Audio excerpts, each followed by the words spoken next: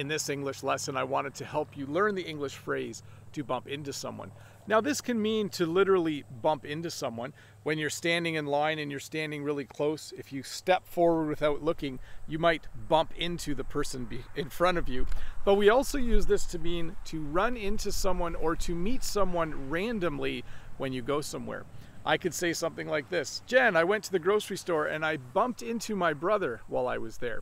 This simply means that I wasn't expecting my brother to be there, but while I was at the grocery store, I saw him and I had a conversation. It doesn't mean that we actually walked into each other. It simply means that we bumped into each other. We met each other randomly without expecting to see each other there.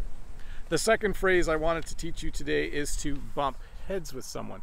Now, this has quite a bit of a different meaning. This means to get into an argument or into a fight with someone. When you bump heads with someone, it means you don't agree with them. You might have someone that you work with and you just never agree with them and you're always bumping heads with them. You would say, oh, the other day I was talking to Joe at work and we were bumping heads again. I bumped heads with him because we just could not agree on the same thing. So when you bump heads with someone, it means that you disagree with them. So to review, when you bump into someone, it means that you meet them randomly or unexpectedly.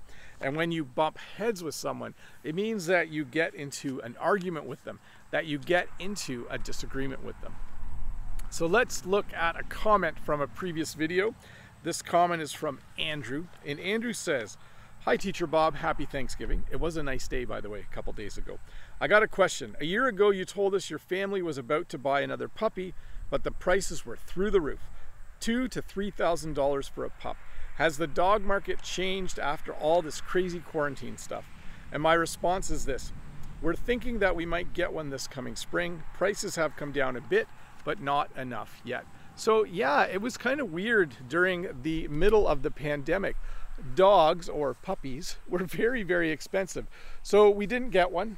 We might still get one later this fall, but I doubt it because it's easier to train a dog once the winter is over. So we're thinking now we might get a puppy later this spring.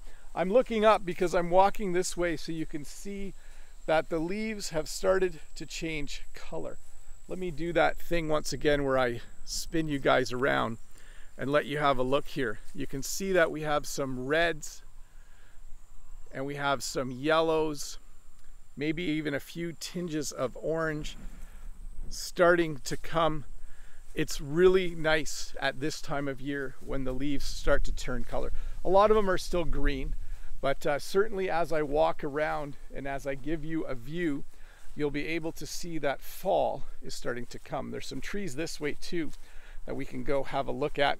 So you can see these trees. There's an evergreen tree in front of me, which isn't going to change color, but we have some yellow leaves there. And if we look this way, you'll see that this tree line has certainly started to change color.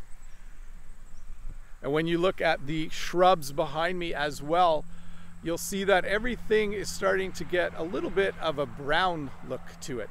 The grass is still green, but a lot of the native grasses and other weeds that grow around here are certainly starting to have that fall look to them, and it's beautiful.